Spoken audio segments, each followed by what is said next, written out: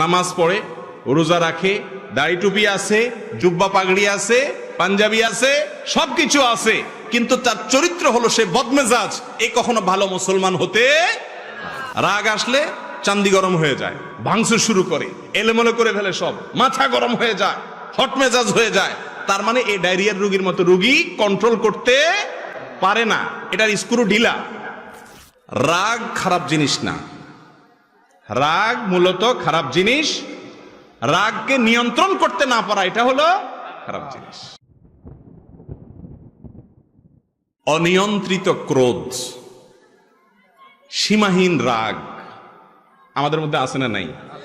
বদমেজাজি, এগুলোকে আমরা গুনাহ মনে করি না, কিন্তু বরং অনেক সময় এগুলোকে আমরা খুব গর্ব করে বলি।